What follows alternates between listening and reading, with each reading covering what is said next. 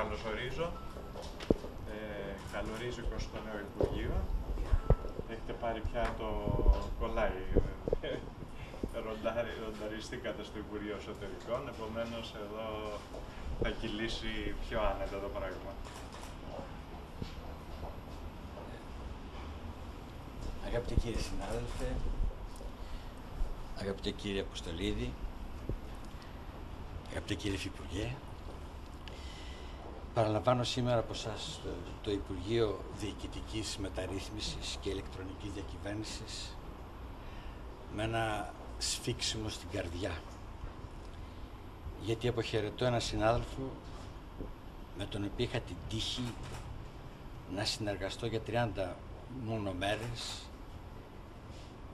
και να αποκομίσω από την εξαιρετικά σύντομη αυτή και ευγενή συνεργασία μας μόνο θετικές εντυπώσεις και αναμνήσεις. Αναμνήσεις που θα με ακολουθούν και θα με καθοδηγούν ως ιδεατό παράδειγμα δημιουργικής συνεργασίας. Εύχομαι και ελπίζω τις μέρες που ακολουθούν να μην πω εσείς φύγατε νωρίς. Αναλαμβάνω το Υπουργείο με πλήρη συναίσθηση της κρισιμότητας των περιστάσεων, της βαριάς ευθύνης που επομίζομαι απέναντι στον τόπο, στον ελληνικό λαό, στον Έλληνα φορολογούμενο, κυρίως όμως απέναντι στους δημοσίους υπαλλήλους, στην ελληνική διοίκηση, από την καλή, χρηστή και αποτελεσματική λειτουργία της οποίας εξαρτάται εν πολλοίς το μέλλον αυτού του τόπου. Η κυβέρνηση και εγώ προσωπικά, μαζί με τον Υφυπουργό, στηριζόμαστε στη συνεργασία και στη θετική συμβολή όλου του προσωπικού του Υπουργείου. Γνωρίζω ότι έχει συναυθεί αρκετό καιρό τώρα ένα πρωτόκολλο συνεργασίας με την ομάδα δράσης της Ευρωπαϊκής Επιτροπής για την αναδιοργάνωση της δημόσιας διοίκησης. Προσβλέπουμε σε συνεργασία με τους Ευρωπαίους εταίρους μας με στόχο την ενδυνάμωση της διοικητικής μας ικανότητας για την δημιουργία μιας ευρωπαϊκής διοίκησης. Θα αξιοποιηθούν όλες οι προσπάθειες. Θα σεβαστούμε την παράδοση. Θα αξιοποιήσουμε όλα τα θετικά που έχουν δημιουργηθεί από την διοικητική πρακτική και την διοικητική νομοθεσία. Και βέβαια θα σεβαστούμε την διοικητική νομιμότητα. Θα πραγματοποιήσουμε μελετημένες και προσεγμένες τομές και ρήξεις. Θα ενεργήσουμε με σύνεση, αποφασιστικότητα, τόλμη και φαντασία. Θα ακούμε, θα μελετούμε και θα συνεννοούμαστε.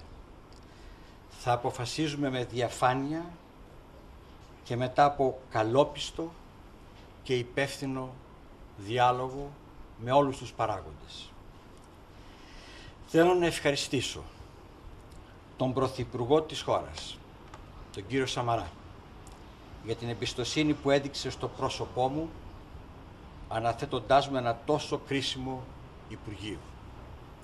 Τέλος, θα ήθελα να ευχαριστήσω θερμά τον Πρόεδρο της Δημοκρατικής Αριστεράς, τον Φώτη τον Κουβέλη, για την εξαιρετικά τιμητική για μένα πρότασή του να αναλάβω υπουργικά καθήκοντα. Θέλω να τον διαβεβαιώσω ότι θα κάνω ό,τι μπορώ. Θα διαθέσω όλες μου τις δυνάμεις για να φανώ αντάξιος της εμπιστοσύνης του και να ανταποκριθώ στις προσδοκίες όλων όσοι δεκαετίες τώρα αγωνίζονται με απαράμιλη συνέπεια, με σεμνότητα και μετριοπάθεια, με αίσθημα σοβαρότητος και ευθύνης για μια άλλη Ελλάδα, πιο δίκαιη, πιο δημοκρατική, πιο παραγωγική, για μια Ελλάδα του διαλόγου, της εθνικής και διακομματικής συνεννόησης, για μια Ελλάδα με εθνική αξιοπρέπεια, αντάξια της ιστορίας της, πρωταγωνίστρια στο ευρωπαϊκό γίγνεσθε και στην ευρωπαϊκή ενοποίηση. Το βασικό είναι να ξαναβρούμε την εθνική μας αυτοπεποίθηση και την πίστη μας στον εαυτό μας. Σας ευχαριστώ πολύ. Σας ευχαριστώ.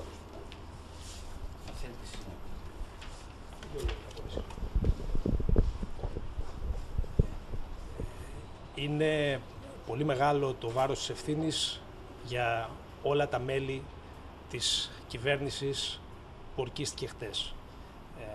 Ειδικότερα για εμάς είναι πολύ μεγάλο το βάρος της ευθύνης της διοικητικής μεταρρύθμισης, μιας μεταρρύθμισης που είναι αναγκαία και έχει ίσως αργοπορήσει για μια σειρά από λόγους που έχουν κάνει την κρατική μηχανή της πατρίδας μας να μην αποδίδει αυτά που η κοινωνία ζητά. Στόχος, όπως τον έχει θέσει ο Πρωθυπουργός, είναι μια δημόσια διοίκηση που θα υπηρετεί πραγματικά τον πολίτη.